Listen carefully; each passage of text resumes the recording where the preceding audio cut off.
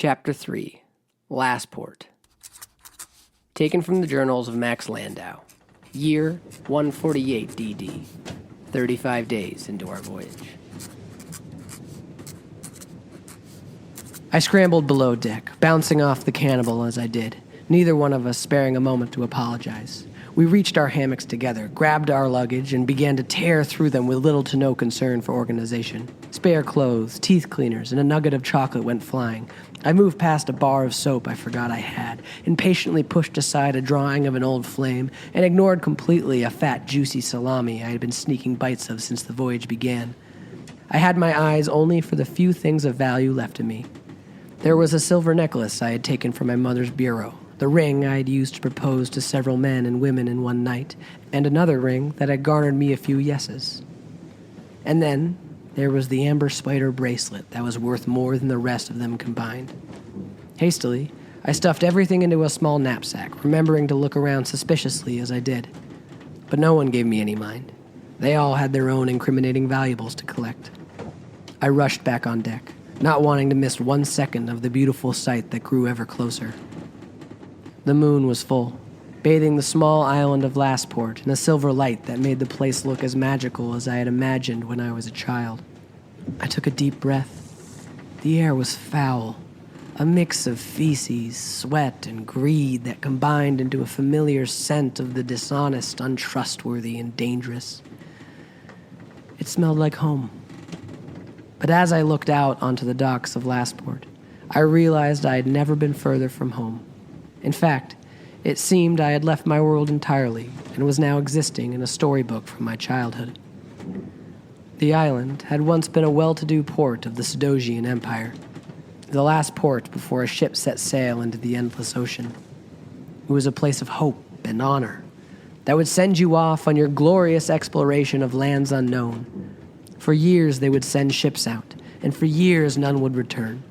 Soon the expeditions dried up, and Sados abandoned the small island and the even smaller town that lay snugly in its breast. But when law and order leaves a place, there are some that want to stay. The thieves, rogues, and pirates who so dazzled my imagination, they all stayed in Lastport, and now I was here amongst them.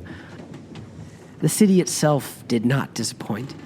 It was appropriately shabby. Not a building looked stable enough to stand on its own. The docks were filled with traders and dockhands that were helpful enough, but whose knives would cut your purse or your throat with equal aplomb if they saw the benefit. The city was made of true rogues, one and all. I imagined our crew would fit right in. But as we neared the dock, I looked around for the man I knew would not. I found Willis sitting on the railing of the Queen, staring back the way we came. His eyes, so unfocused these past few months, were sharp and fastened upon one spot in the waves. I asked if he was coming ashore, and he nodded vaguely. I grabbed him by the arm. A drink and some firm ground underfoot would do him good, I said. We were going to die on the ship. No need to spend any more time on our decks than we had to. Willis laughed at that and followed me. It was good to hear him laugh again. As I led him away, I looked back towards the waves to find the familiar sight of Michael standing in the mist. I gave him a nod and followed my friend off deck, wondering who the spoiled son of the richest man in Sados could possibly see out there in the ocean. The tavern was called the Lifted Skirt, and it was magnificent. I suppose the best way to describe it is that it was a multiple-storied inn mixed with a brothel, cross-dressing as a burlesque show, undercut by black market dealings, all soaked in the worst brandy I have ever tasted that slowly became the best brandy I have ever tasted the more I tasted it. The place was built on top of an old dock, and no matter where you went in its many rooms, you could always hear the sloshing of water underfoot. We had seen it when we first disembarked from the Queen. I found myself sneaking glances its way every minute or so. It was like watching a catastrophe in motion. It was the tavern equivalent of someone tripping over their own feet and face-planting into the ground. You just couldn't help but stare. And it seemed I was not alone.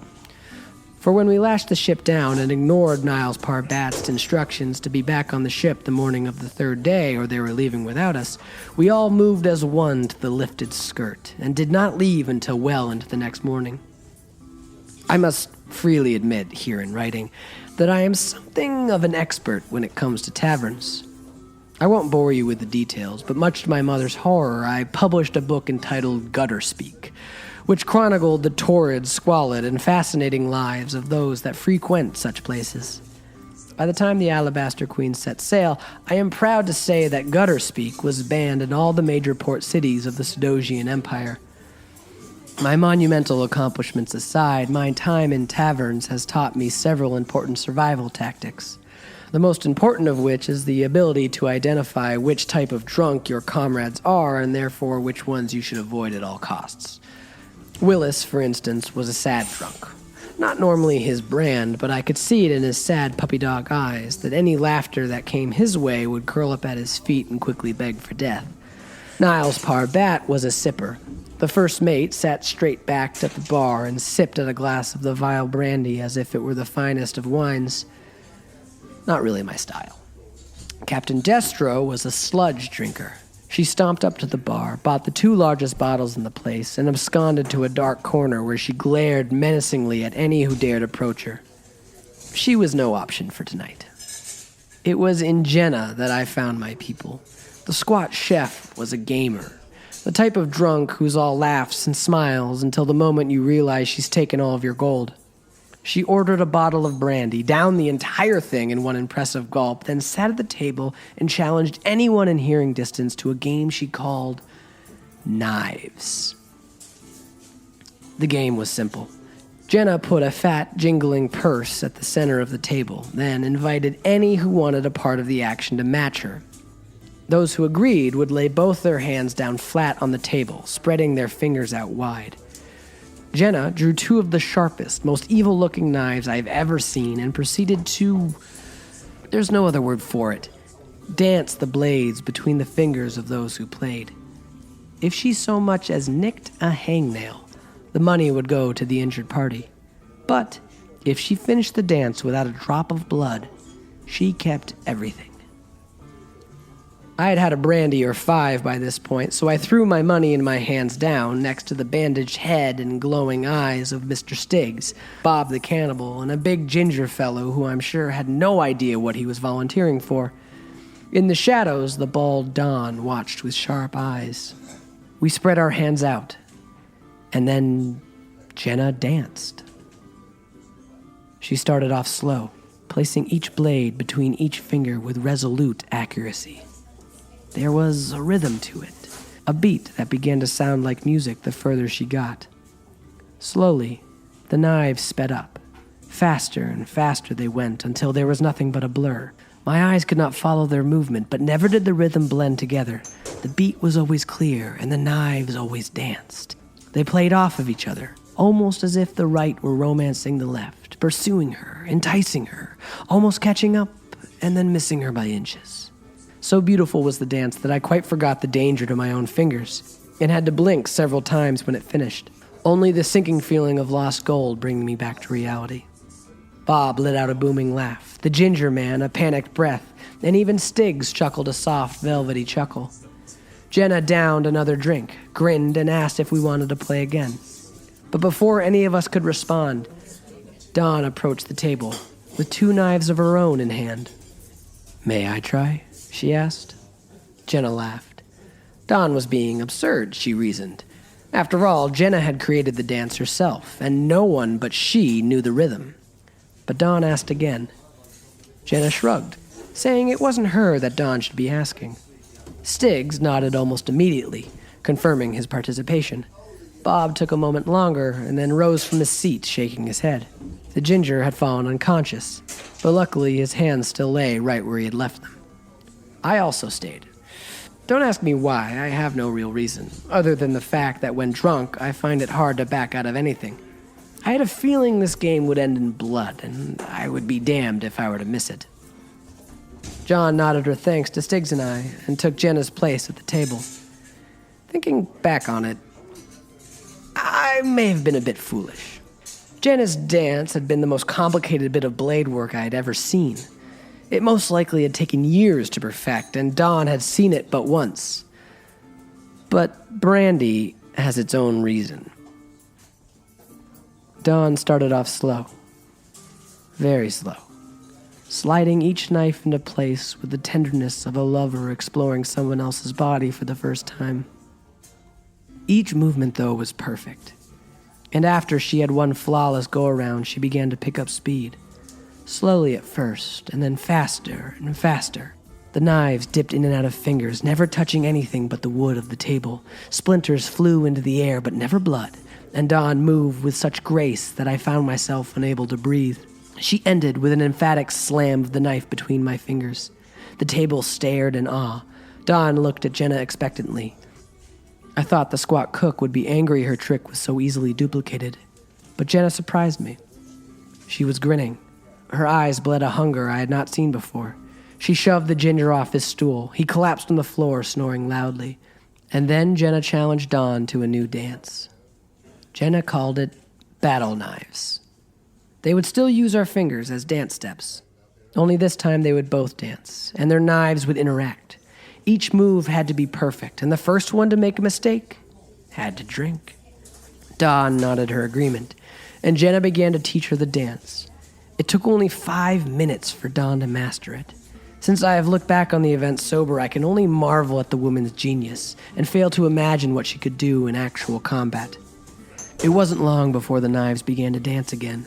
4 blades flashed through the air, clashed together, threaded the needle of our fingers, flipped up into the air and caught again, spun around their hands and slammed back into the table. Sparks flew when they met, but neither woman would give ground. They continued like this for minutes or hours, stopping only to down another shot of the exquisite brandy.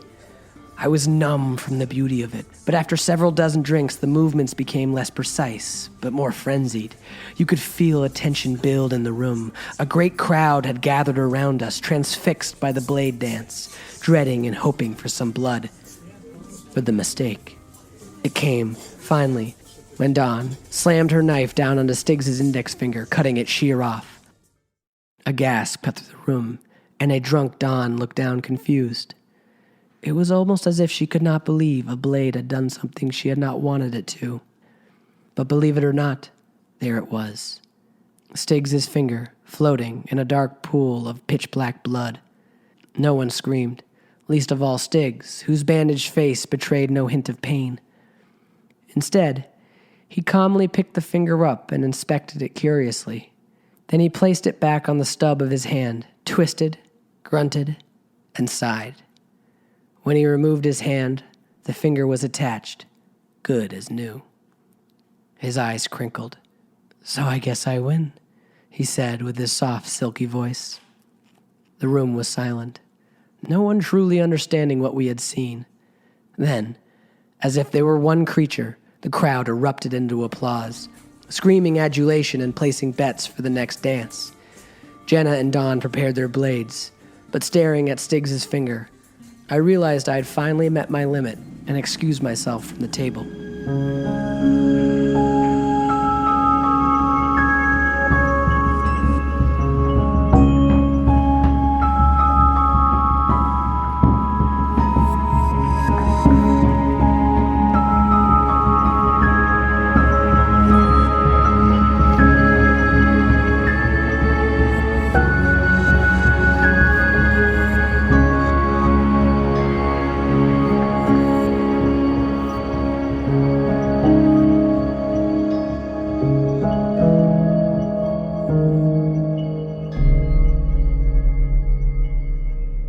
The Endless Ocean was written and directed by Keenan Ellis. Ambient sound designed by Sword Coast Soundscapes.